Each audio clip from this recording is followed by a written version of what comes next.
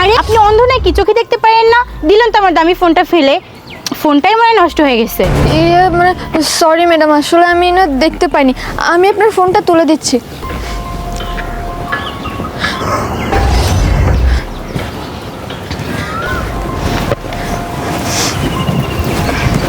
Madam, একটা কথা জিজ্ঞাসা করি, কিছু মনে না করলে? হ্যাঁ হ্যাঁ, কি জিজ্ঞেস করবেন বলেন। মানে আসলে জিজ্ঞাসা করছিলাম যে আপনার ওয়ালপেপারে যে ছবিটা দেখলাম, এটা কার ছবি? ও এটা এটা তোমার বয়ফ্রেন্ডের ছবি। আমার বয়ফ্রেন্ড খুব সুন্দর, তাই না? কি কি বললেন? এটা আপনার বয়ফ্রেন্ড? আপনার কোথাও ভুল হচ্ছে ম্যাডাম। ভুল? কিসের ভুল? আপনি আসলে কি বোঝাতে চাচ্ছেন? আসলে আমি বোঝাতে চাচ্ছি, আপনি যাকে বয়ফ্রেন্ড হিসেবে দাবি করছেন সে আমার হাজব্যান্ড, আর আমাদের 3 বছরের সংসার, আর সামনের মাসে আমার ডেলিভারি।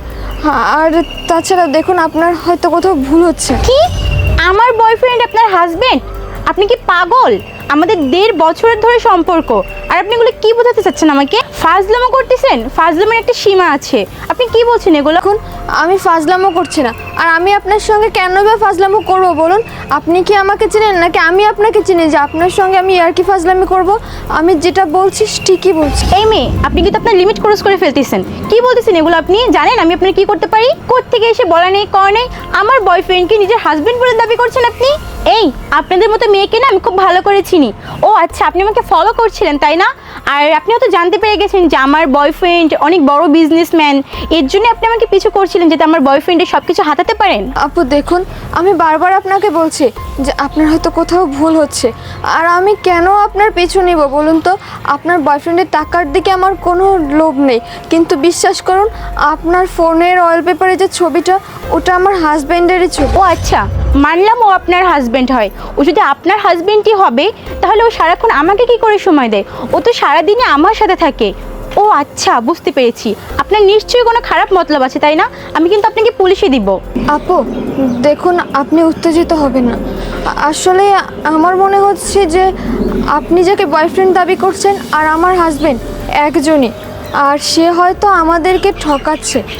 আপু দেখুন, আমি তো ওই মানুষটার সাথে 3টা বছর সংসার করেছি, তাই আমি ওকে খুব ভালো করে চিনি। আর আপনি বলছেন সময় দেওয়ার কথা।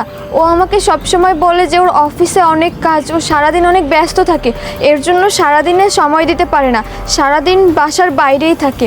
হয়তো এভাবেই ও আমাদেরকে দুজনকে একসঙ্গে ঠকাচ্ছে। আপু দেখুন, আপনি কিছু মনে করবেন না।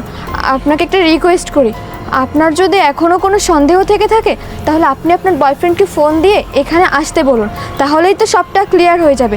আর আজকে যদি এই বিষয়টা ক্লিয়ার না হয় তাহলে হয়তো আপনার আমার মতো ও এরকম আরও কত মেয়েকে ঠকাবে, তার কোনো হিসাব নেই। আর তাছাড়া আপনি যে রিয়্যাক্টটা করছেন এটা স্বাভাবিক। আপনার জায়গায় আমি থাকলে হয়তো আমিও সেমভাবেই রিয়্যাক্ট করতাম। সো আপু দেখুন, আপনি প্লিজ একটু শান্ত হয়ে আপনার বয়ফ্রেন্ডকে ফোন দিয়ে একটু এখানে আসতে বলুন। যদিও আপনাকে ভালোবেসেই থাকে, আর যদি আপনাদের ভিতরে সেরকম সম্পর্ক থেকেই থাকে, তাহলে তো অবশ্যই ও এখানে আসবে, তাই না? আচ্ছা ঠিক আছে, আপনি যেহেতু এত করে রিকোয়েস্ট করতেছেন আমি আপনার কথা রাখবো। আমি আমার বয়ফ্রেন্ডকে ফোন দিচ্ছি।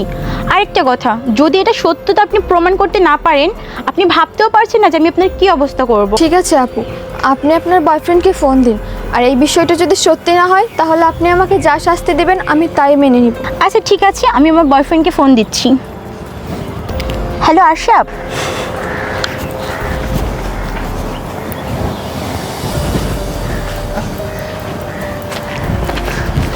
এই বেবি, বলো তো এত আর্জেন্ট আমাকে ডাকলা কেন? বলো কি হয়েছে? ও আচ্ছা, তুমি চলে এসেছো? হ্যাঁ। আচ্ছা, তোমাকে এত আর্জেন্ট ডেকেছি এই কারণে, আমার একটা বান্ধবীর সাথে আজকে তোমার পরিচয় করিয়ে দেবো। কি? তোমার বান্ধবী? হ্যাঁ। আচ্ছা ঠিক আছে, কই ডাকো তাকে, পরিচয় হই। আচ্ছা দাঁড়াও, ডাকছি। বৃষ্টি। আরে বৃষ্টি, তুমি তুমি এখানে? হ্যাঁ আমি। কেন অবাক হলে? যাই হোক, বাদ দাও। আগে এটা বলো তো, এই মেয়েটাকে? এই মেয়ে?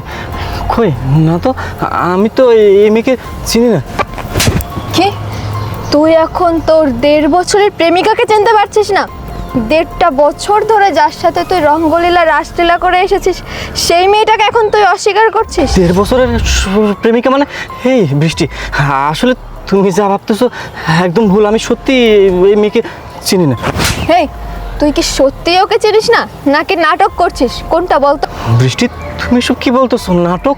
আমি কেন নাটক করবো? এই আমি কি অভিনয় শিল্পী নাকি যে আমি নাটক করব? তুই অভিনয় শিল্পী না হলেও না কোনো অংশে কম না, কারণ তুই যে নাটকগুলো করছিস না এর জন্য তোর অনেক বড় বড় অ্যাওয়ার্ড পাওয়া উচিত। তুই যদি টিভি সিরিয়ালে একটুখানি চেষ্টা করতি না, আমার মনে হয় তুই খুব ভালো পজিশনে চান্স পেতি। বুঝেছিস? তুই কি ভেবেছিস আমি কিচ্ছু জানি না? যদি সেটা ভেবে থাকিস তাহলে ভুল। আমি না সব কিছু জানি। তোর এই প্রেমিকা আমাকে সব কিছু বলে দিয়েছে। আজকে হঠাৎ করেই হয়তো বা আল্লাহর ইচ্ছা ছিল, তাই ওর সঙ্গে আমার না চাইতেও দেখা হয়ে গেছে। জানিস, রাস্তায় ওর সঙ্গে না আমি ধাক্কা খাই, ধাক্কা লেগে ওর হাত থেকে ফোনটা পড়ে যায়। তারপর ও ফোনটা তুলে দিতে গিয়ে হঠাৎ করে দেখি ওর ফোনের ওয়ালপেপারে তোর ছবি। তখন না বিশ্বাস কর আমার দুনিয়াটা ওলটপালট হয়ে গেছিল। ও যখন বলেছিল যে ছবিটা ওর বয়ফ্রেন্ডের, আর ও এটাও বলে দিয়েছে আমাকে যে তোদের 1.5 বছর ধরে সম্পর্ক চলছে, তুই 1.5 বছর ধরে ওকে ঠকিয়েছিস এবং 3টা বছর ধরে আমাকেও ঠকিয়েছিস। না জানি তুই কতজনের জীবন এভাবে নষ্ট করেছিস, কতজনকে এভাবে ঠকিয়েছিস। আশরাফ, সব কিছুর না একটা শেষ আছে, আর তোরই হয়তো আজকে শেষ দিন। ওই যে বলে না চোরের 10 দিন আর গৃহস্থের 1 দিন, তো তোর 10 দিন চলে গেছে, আজকে আমার 1 দিন। শোন, তোর সঙ্গে না, তোর মতো একটা বেঈমান ছেলের সঙ্গে, তোর মতো একটা প্রতারকের সঙ্গে আমি আর সংসার করতে চাই না। 3টা বছর তোকে ভালোবেসে তোর সংসারে ছিলাম, তোকে ভালোবেসে পরিবারের বিরুদ্ধে গিয়ে তোকে বিয়ে করেছিলাম, কিন্তু তার প্রতিদান তুই এইভাবে দিলি।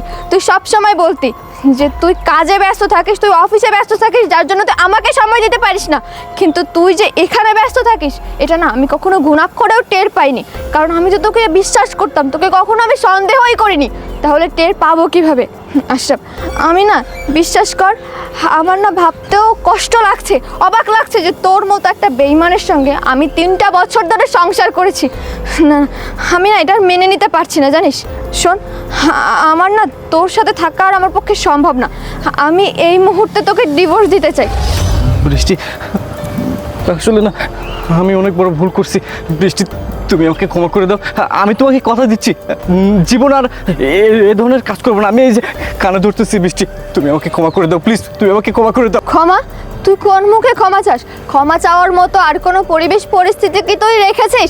তুই আমার কথা একটাবার না ভাবতি, আমাদের সন্তানের কথাটা একটাবার ভাবতে পারতি। তোর একটাবার মনে হলো না আমাকে চিট করার আগে যে পৃথিবীতে তোর সন্তান আসতে চলেছে, তোর ওই অনাগত সন্তান পৃথিবীতে এসে কার পরিচয় বড় হবে?